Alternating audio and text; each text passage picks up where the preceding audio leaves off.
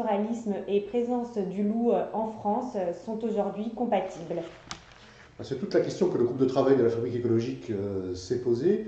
Et j'ai le sentiment qu'on a abouti à énoncer quelques conditions qui permettent la compatibilité, le mot est le juste, de la présence du loup et de l'exploitation agricole pastorale en France.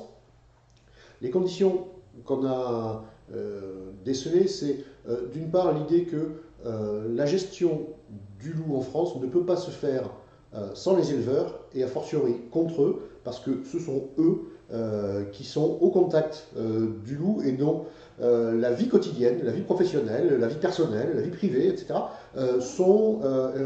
est le plus impacté par la présence du loup. Donc, travailler avec les éleveurs et pas contre eux.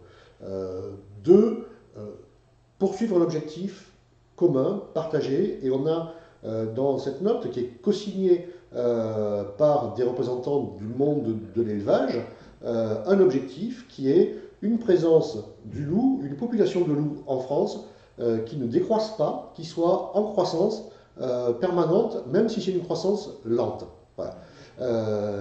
Et puis, l'idée qu'il est nécessaire que l'information soit partagée et recoupée, vérifiée, et qu'il faut en finir avec les fake news qui polluent ce dossier.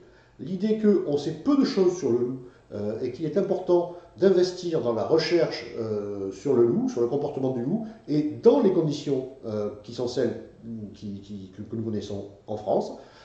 Et troisième élément, l'idée qu'un éleveur dont le troupeau est attaqué sous ses yeux doit pouvoir se défendre, et pour ça, il doit pouvoir pratiquer le tir de défense simple, sans conditions préalables. L'idée étant que, par ailleurs, on abandonne quasi totalement les tirs de prélèvement, c'est-à-dire le tir en battu, et le tout avec un garde-fou, si j'ose dire, qui est qu'il y a un plafond de tir de défense de 20% de la population adulte de loups connue en France, tant que la population est en croissance. Si jamais on s'aperçoit que la population stagne ou décroît, on en reparle. Merci beaucoup.